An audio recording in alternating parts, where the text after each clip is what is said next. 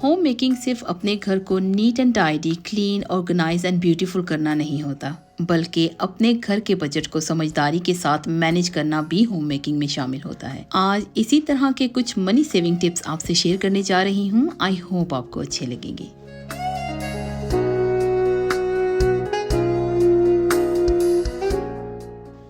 अस्सलाम वालेकुम and welcome back to my channel. I hope आप सब ठीक होंगे और हैरियत से होंगे। आज के व्लॉग में कुछ डेली एक्टिविटीज़ शेयर करने जा रही हूँ और उसी के साथ एक टॉपिक पर बात भी करूँगी। आई होप आपको आज का ये टॉपिक अच्छा लगेगा। अगर अच्छा लगा तो वीडियो को लाइक ज़रूर कीजिएगा।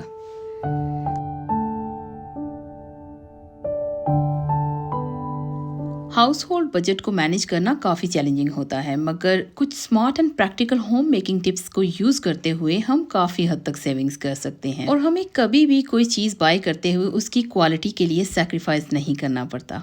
आज ऐसे ही कुछ टिप्स एंड ट्रिक्स आपसे शेयर करने जा रही हूँ और आज का टॉपिक है how to save money. Number 1, always plan your budget. हमेशा मैं अपने व्लॉग्स में इस बात का जिक्र करती हूँ कि आपको कोई भी काम करना हो तो उसको नोट डाउन कीजिए। एक नोटबुक रखिए, उसमें अपने दिन के काम आपने क्या करने हैं, वीकली आपने क्या काम करने हैं। उसके अलावा अपने बजट को हमेशा प्लान करके चला करें। अपनी नीड्स को सबसे पहले रखिए। फॉर एग्जांपल आपके बिल्स, आपके रेंट, आपकी मॉर्गेज, आपकी ट्रैवलिंग के अखराजात, आपके मेडिकल के अखराजात और आपकी ग्रोसरी, आपके बच्चों की fees.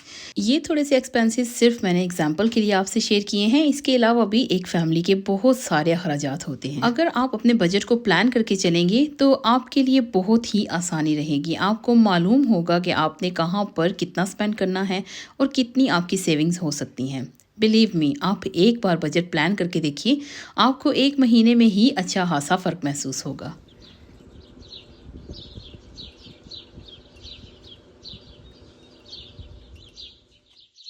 Number 2, make list before groceries.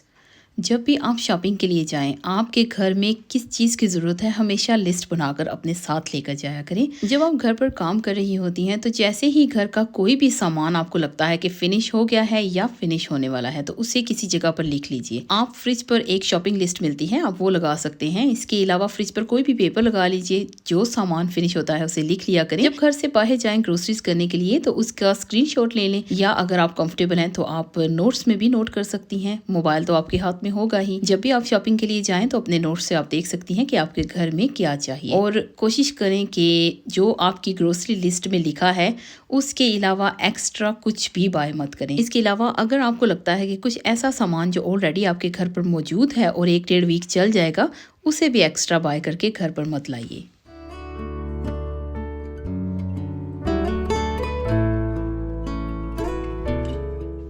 Number 3, control your emotions. Try किया करें जब आप ग्रोसरीज के लिए जाते हैं या शॉपिंग के लिए जाते हैं तो अनवांटेड स्टफ ना बाय किया करें। अगर कभी कुछ पसंद आ भी जाता है तो आप ये सोचिए कि आपने पहले सेविंग्स करनी है। आपके पास जब इनफ मनी हो जाएगी तभी आप आएंगी ये बाय करने के लिए। क्योंकि बहुत सारी सिस्टर्स की ये आदत होती है, जब हम कुछ बर्तन वगैरह देखते हैं तो दिल चाहता है कि बस अभी के अभी ले लिया जाए। मुझ में भी ये आदत थी, लेकिन मैंने इन आदतों को बहुत हद तक चेंज किया है और अपने इमोशंस को बहुत हद तक कंट्रोल करने में कामयाब रही हूँ।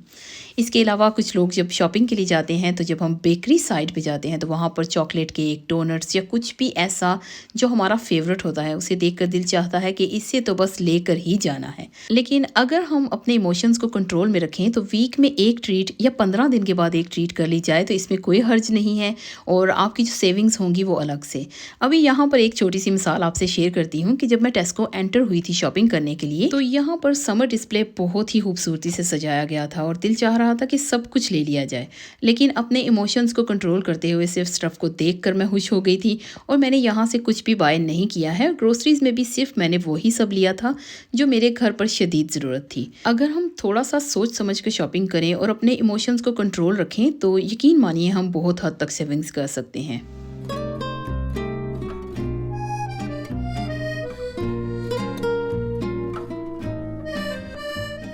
Number 4, always go with quality not quantity. घर पर यूज़ होने वाला सामान ट्राई किया करें कि जब भी आप बाय करें तो क्वालिटी स्टफ़ बाय किया करें, अच्छा स्टफ़ बाय किया करें। क्योंकि कई बार हमारे साथ ऐसे होता है कि हम सेल के चक्करों में या कहीं पर ऑफर्स लगी हैं या सामान थोड़ा सस्ता मिल रहा है तो हम थोड़ी ग्रोसरी ज़्यादा कर लेते हैं और कुछ अरसे बाद या तो वो ग्रोसरी ख़राब हो जाती है या आउट ऑफ डेट हो जाती है। तो इससे बेहतर है कि कुछ भी घर पर बाय करें, थोड़ा बाय करें लेकिन सुथरा बाय करें। अगर आप ज़्यादा के चक्करों में बहुत ज़्यादा लेकर आ जाते हैं और वो पड़ा पड़ा ख़राब हो रहा है तो उस सूरत में भी आपकी मनी वेस्ट हो रही है, उसमें आप सेविंग्स नहीं कर रही, वो जल्दी से ख़राब हो जाएगा, फिर आपको और बाय करना पड़ेगा। तो इससे बेहतर है कि अच्छी क्वालिटी का थोड़ा ले लीजिए जो आपके घर पे इस्तेमाल हो जाए।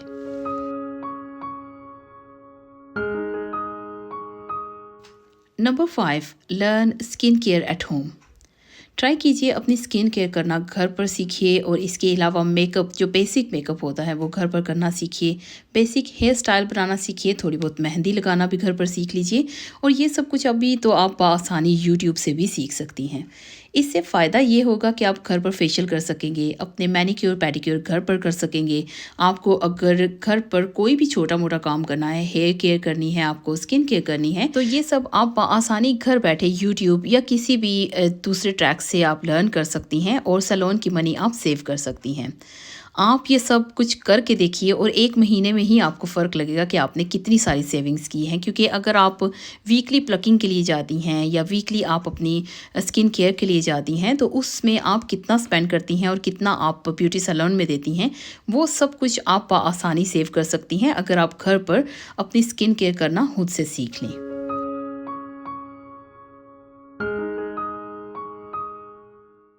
Number 6, learn DIY।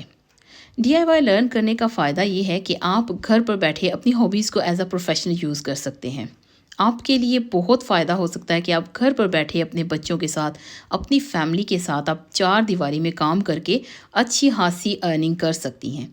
और जो अर्निंग आपकी होगी उसमें से आप अगर घर में स्पेंड करना चाहें तो ठीक, अगर नहीं तो आप अपनी सेविंग्स भी कर सकती हैं। DIY में आप क्या ईज़िली लर्न कर सकती हैं, देखिए जो आपको शौक़ है आप वो काम कीजिए। फॉर एग्ज़ाम्पल अगर आप निटिंग कर सकती हैं, बेकिंग कर सकती हैं, आपको एम्ब्रॉयडरी करने का शौक़ है, आप एम्ब्रॉयडरी कीजिए।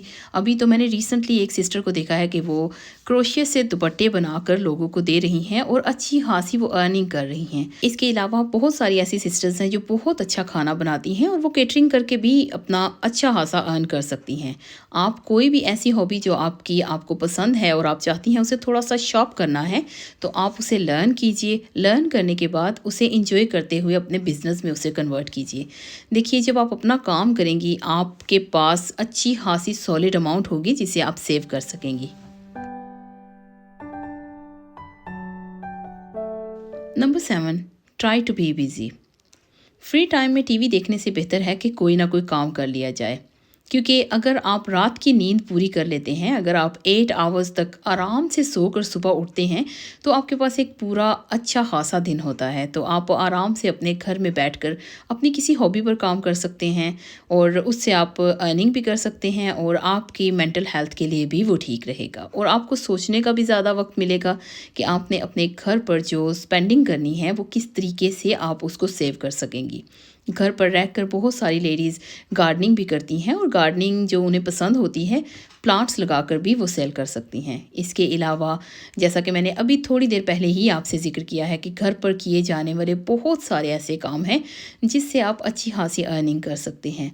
इंस्टेड आप बिल्कुल फ्री बैठ जाएं टीवी देखने के लिए या आप एक बुक रीड कर रही हैं और आपका टाइम ज़ाया हो गया है तो उससे बेहतर है कि आप कोई ना कोई ऐसा काम कीजिए जिससे आप अर्निंग कर सकें। बिलीव मी, जब आप अपने हाथों से मेहनत करेंगी और आप अर्निंग करेंगी तो आपको अपनी मनी से शॉपिंग करने का मज़ा ही अलग आएगा और आपको अपना आप बहुत अच्छा लगने लगेगा। आप इंडिपेंडेंट हो जाएंगी और आपको किसी पर डिपेंड करने की इसलिए ज़रूरत नहीं पड़ेगी कि अभी देखिए जब आपको छोटी सी भी चीज़ चाहिए तो आपको अपने हस्बैंड, अपने भाई या अपने अब्बू से पूछने की ज़रूरत पड़ती है। और जब आप अपना खुद का अर्न करेंगी तो आपके पास अपनी अमाउंट होगी। आप आराम से कोई भी चीज़ बाय करना चाहें आप अपनी ज़रूरियात पूरी कर सकती हैं, अपने बच्चों की ज़रूरियात पूरी कर सकती हैं। इसलिए एक औरत का इंडिपेंडेंट होना भी बहुत ज़रूरी है। आज के व्लॉग में जितने भी टिप्स आपसे मैंने शेयर किए हैं ये सारे टिप्स पर्सनली अपनी लाइफ में मैंने आजमाए हैं और यकीन मानिए ये सारे के सारे सक्सेसफुल रहे हैं और मुझे काफ़ी हद तक इनसे फ़ायदा हुआ है, इसलिए आज मैंने आपसे भी शेयर किए हैं।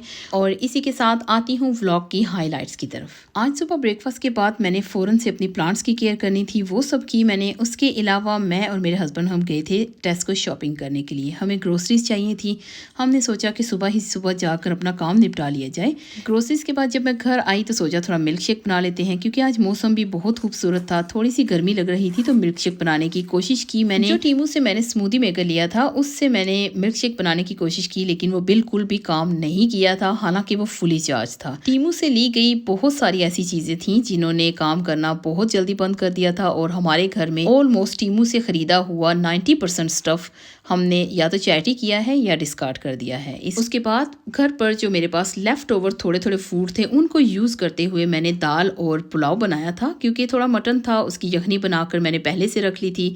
उसके अलावा थोड़े से मटर पड़े थे, उनको भी यूज़ किया और मैंने दाल बना ली थी साथ। और फ्रिज में भी थोड़ी बहुत जो वेजिटेबल्स थी, मैं क्योंकि आज नई शॉपिंग करके आई थी तो पुरानी वाली सारी मैंने इस्तेमाल कर ली थी। और अभी ये लास्ट में आपसे मैं एक ड्रेस शेयर कर रही हूँ। इसके बारे में बहुत लोगों ने पूछा था जब लास्ट टाइम एक वीडियो में पहना था कि ये कहाँ से लिया है। तो मैं हमेशा ज़्यादातर अपने ड्रेसेस खाड़ी से लेती हूँ। ये खाड़ी लोन कलेक्शन है और ये 2 पीस है। इसकी वीडियो बहुत जल्द मैं अपने सोविंग चैनल पर अपलोड करूँगी। अगर आप लोग इंटरेस्टेड हुए तो सोविंग चैनल पर जाकर आप विजिट कीजिएगा, उसका लिंक आपको डिस्क्रिप्शन बॉक्स में मिल जाएगा। आज का व्लॉग भी मेरा यहीं तक था। आई होप आपको आज का ये व्लॉग अच्छा लगा होगा। अगर अच्छा लगा तो please like, subscribe, share with your friends and family. बहुत जल्द मिलती हूँ किसी नए व्लॉग में, कुछ नई बातों के साथ, कुछ नई चीज़ों के साथ। तब तक आप सब लोग अपना बहुत सारा ध्यान रखिएगा और अपनों का ध्यान रखिएगा। इसी के साथ मुझे दीजिए इजाज़त। अल्लाह हाफिज़।